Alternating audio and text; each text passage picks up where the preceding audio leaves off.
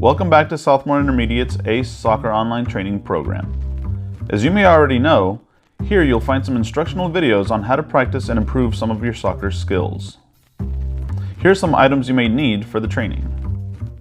Place markers, a soccer ball,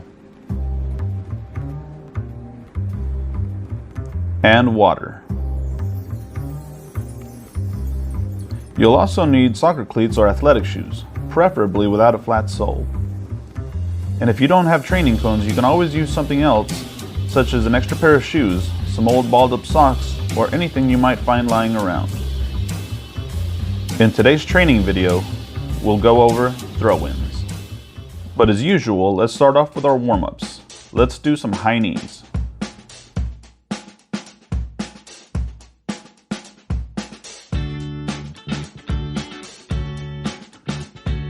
Next, we'll do butt kicks.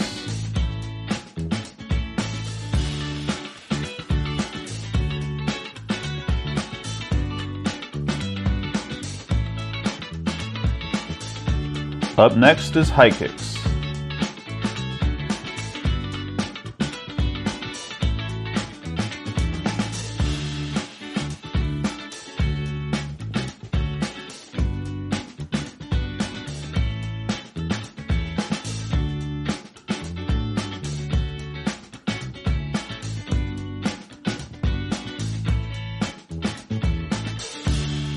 Skipping arm swings.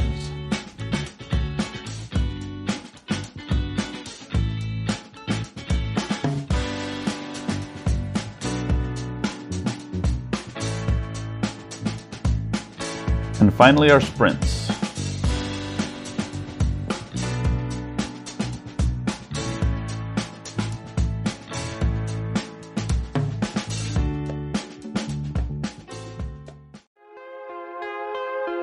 During a soccer match, sometimes the ball will leave the area of the soccer field. If the ball leaves the field through either the left or the right sides, a throw-in will be awarded. If you or one of your teammates kicks the ball out of the sidelines, a throw-in will be awarded to the other team, and vice versa. To perform a throw-in correctly, you'll need to learn and practice the proper form. This consists of 3 basic rules. Rule number 1. The throw-in must be done in the area where the ball left the field during play.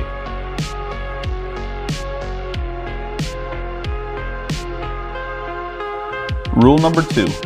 At least part of your feet must always be touching the ground as you perform a throw-in. This means you can't jump during your throw-in or lift either foot off the ground until the ball is in play on the field immediately after your throw-in. As you'll see in these next clips, you are allowed to take a step with your leading foot and drag your other foot behind you.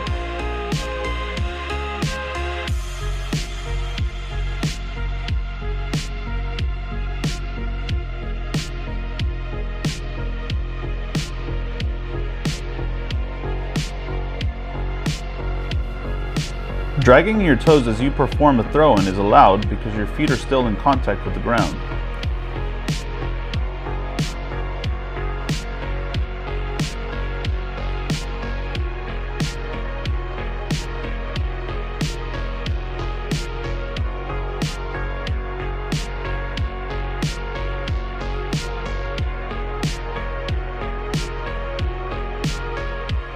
The positioning of your hands and the ball is also important.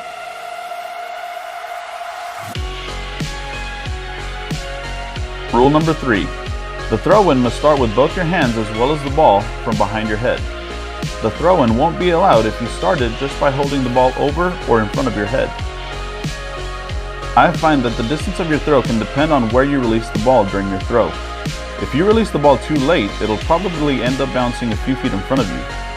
The earlier you release it, the better your chances of getting more height and distance on your throw. But I guess this will be up to you to figure out what position works best for you.